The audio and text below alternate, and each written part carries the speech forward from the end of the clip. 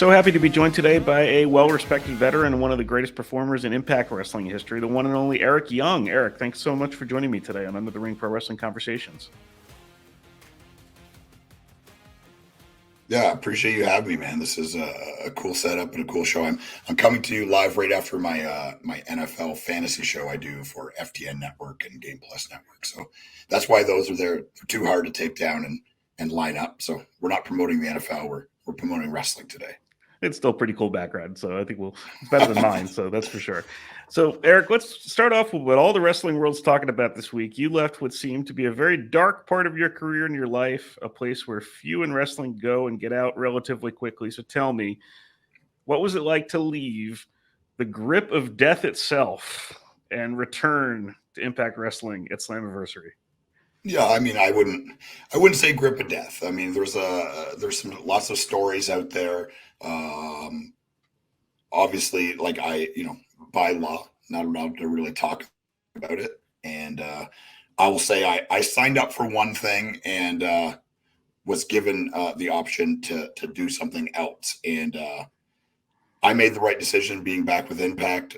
There's no doubt about that, professionally, personally, morally, and more important for me, just it's my home, and in my opinion, the best minute for minute pro wrestling show on TV. And I'm happy to be back. And I was just going to totally refer to the way that you left Impact the first time with the way that your character had an ending, and just give you the option to talk about the other way. But we're definitely going to address how I left Impact, a couple months ago for sure. That will be definitely addressed, and some really cool ideas and some really cool stuff floating around. Obviously, to put a button on that story and move on to whatever is next is exciting. It's I love how we did it. And Impact gives you that ability to tell a different kind of story, and those like jailhouse kind of interrogation room vignettes that Eric Tompkins and the production crew at Impact Wrestling, David Sahadi, it's an army of people behind the scenes, and obviously I'm a huge part of it too. I think that those are some of the favorite things I've ever done in my wrestling career, and very cinematic and very well shot and very well put together, and the story itself was top of the line. What makes Impact the right place for you at this point of your career? And I think out of the 25 years or so that you've been in wrestling, about 14 of them total have been with Impact. But what makes this right for you right now? Yeah, and I said it when I was there before, it is a collaborative process. And being a creative person and a person that, that's what draws me to wrestling, the creative aspect of it and the storytelling aspect of it. The physicality and stuff like that is obviously a huge part of it. Pro wrestling itself like took the two loves of my life and smashed them into this kind of perfect cake where it's physicality, athletics, and competition, surviving and being honed in the same way as the creative kind of artistic storytelling, acting. That's all kind of smashed into one thing. And those are like the two loves of my life, sport and cinema. Can you describe what your personal and professional relationship has been like with Scott D'Amore over the time that you've known him? Yeah, I've known Scott for a very long time. There's a really hilarious story that would take me too long to explain it all. Basically, my introduction to Scott was I did some backyard wrestling when I was a young kid, and long story short, we ended up managing to build a little bit of a ring and get a bit of a following in my little hometown population of about 70 people.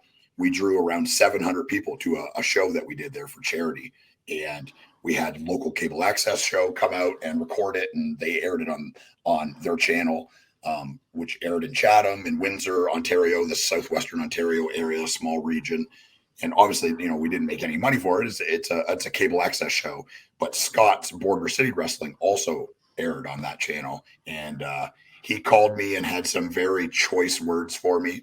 I was 16 years old and in high school, and I explained why I was doing it. I did it because I loved wrestling and I was raising money for my community. And he took a deep breath and relaxed, and we ended up having an amazing conversation about pro wrestling for about an hour, probably around 11 o'clock at night, way past my bedtime. Had to go to school in the morning. So that's how it started. And we've been friends and business partners and close for years and years. I had about 50 people at my wedding, and Scott was one of them. If that tells you about where he is in my life. Very close and very good friend, and a person that I trust explicitly.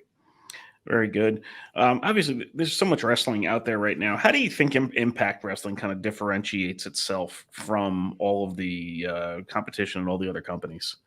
Yeah, I've said this before, and it's the truth, and it always comes off as bias. And I would have said this when I was working somewhere else, if I was watching all the shows, which I am not. But I would say Impact is minute for minute the best professional wrestling show on television. It's a professional wrestling show written for professional wrestling fans and written by professional people that have done it before. And I understand, when things grow and things get bigger, you have to appease other audiences and other sides of it. And I think that's a lot of times when fans of the other products complain, they're complaining about that. The people that are most vocal about it are the diehard wrestling fans. The truth is they're watching the shows regardless. And the big, billion-dollar companies aren't catering to them. And we are, because that's our audience. And make no bones about it, this show is written for the pro wrestling fan in mind. And that's why I think it's minute for minute the best pro wrestling show. I mean, production wise and all that other stuff, it doesn't have all the bells and whistles. They can't compete in that way. But for storytelling, physicality, all the things that make pro wrestling great, characters and stuff like that, Impact Wrestling, it is just as good or better than any company out there. Yeah, I'm going to have to check it out more often myself. I will admit that I'm a longtime TNA and Impact fan, but sort of a lapsed fan that comes in and out a little bit sometimes. So I did get the chance to watch a little bit of Slammiversary and your match, and I'm really liking what the presentation looks like there. And I'm interested to see kind of where it all ends up. You seem to be an incredibly creative guy, one who knows how to successfully do comedy within wrestling, also knows how to do some dark characters, and also still delivers in the ring at a very high level. What is your creative process in pro wrestling like? How do you get into what you're doing? And are you someone that comes up with a lot of ideas and directions for yourself and others? Yeah, I would say, like I'm not writing the material per se, but like I said, Impact Wrestling, it is a very collaborative effort, and it's not super collaborative for everybody. Like that is something you have to earn, that comes in time.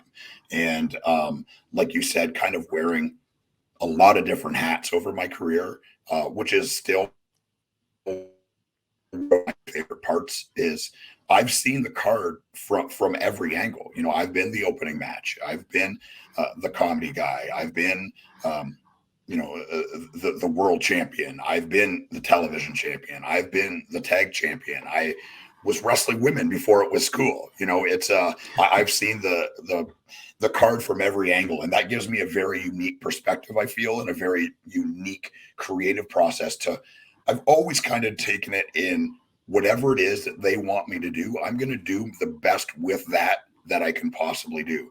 And sometimes that's 5 minutes. Sometimes that's 35 minutes. Sometimes the goal is to make people laugh. Sometimes it's to make people intrigued. Sometimes it's to like you said, the bell rings and I have to perform it. And I think like maybe I'm not the best at any one of those things, but I've done every single one at a very high level. And I would put my versatility about against anybody in the wrestling industry, maybe ever. Very good. Anyone in this particular run in Impact now where you're looking to step into the ring with? Any wrestlers that you're looking at that you'd like to get in there with? Yeah, I mean, the list is long. Obviously, Diener is a very close friend of mine. So figuring out what we're going to do past Slammiversary and the next coming sets of TVs will be very intriguing. And that's kind of top of mind because that's what I'm thinking about right now. But past that, like it's wild. Me and Moose have wrestled in the same company for several years, and we've never touched and never crossed paths, never even tagged. So that's somebody rekindling something with Sammy Callahan. obviously was cut short because of my departure. And I think what little bits that we did together was something that was pretty special. It felt very fresh and real and violent and all the things that kind of make pro wrestling cool. Tons of young guys. Chris Bay, the Good Hands are someone that I really enjoy watching. Speedball is a guy that I've been around a ton and never really worked with. Man, I mean, how long do you got? It's a long list, and I like variety, right? I like all of those people that I've just mentioned approach wrestling completely differently, as I can approach it completely differently to them. And I say you hear in MMA and the UFC that styles make fights, and I think that's the same in pro wrestling. Two guys that do the same things, like you kind of know what you're going to get. But two people that are polar opposites that look at wrestling differently and put matches and promos together differently can create something very special. So that's another cool thing. There's kind of the ultimate variety show. That's what pro wrestling is. And Impact, I think, is doing it better than anybody. There's so different flavors and ideas and styles on the show that you kind of get a little bit of everything at the highest level. And what made Team Canada and its various iterations work so well? I think part of it was just chemistry, right? This is, the beginning of my wrestling career on television, and I just happened to be doing it with 4 or 5 of my best friends, and I'm still close with all of those guys. Still talk to Bobby Roode on a weekly basis. Still close with PD. Still talk to Johnny sometimes, and obviously very close with Scott and even A1 and Ruffy Silverstein and some other guys that came in and out. But I think it was just chemistry, and part of it was like at that point in our careers, all of us were ultra hungry, right? Like that's one mistake or one time where you're given something and you don't knock it out of the park, you'll be replaced, and that's just the cutthroat and sad side of wrestling is you need to produce results or you'll be replaced, and everybody's replaceable. They replaced Hulk Hogan, they replaced Kurt Angle, they replaced The Rock, they replaced all these guys, and pro wrestling just keeps going with or without us. So it's kind of evolving and all that other stuff. But I think what made us successful at the time, like we signed a thing for 4 shows. That's Team Canada was supposed to be there for the World X Cup, and that was it.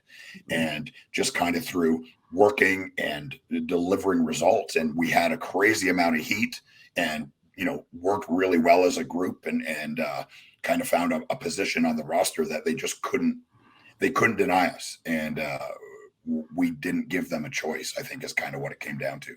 Yeah, it's one of my favorite times as a TNA fan to look back on, and just the job that you guys did, and then the tag team with you and Bobby Roode too was just absolutely outstanding. We're going to move on to something we call the 3 count now. It's going to be 3 quick questions and your answers. First question: what can you tell me about the first time you stepped foot in Impact Wrestling in TNA? Yeah, I mean, fond memories. I guess I'll talk about the Team Canada debut, and I had done a couple of tryout matches and had appeared on a pay-per-views, I think twice before that. But coming out as part of that unit, like I think Bobby and Petey and Johnny and even Scott would say, like, we just knew that we were on to something special. And the first time we worked as folk time contracted after World X Cup, I remember me and Bobby Roode were very close at that time, and we're in the back, and I can't remember who handed us our contracts, but here's your contracts, guys.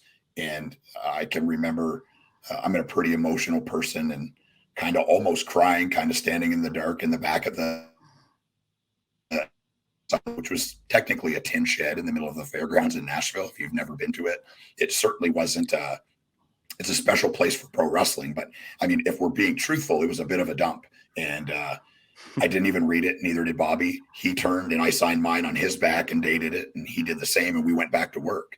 And it kind of didn't really dawn on me that my only goal I set when I first got into wrestling was I to sign a contract to say that this is what I do for a living. I never told people before that I was a pro wrestler, because I wasn't. I had a regular job and I wrestled on the weekends. It was a hobby, really.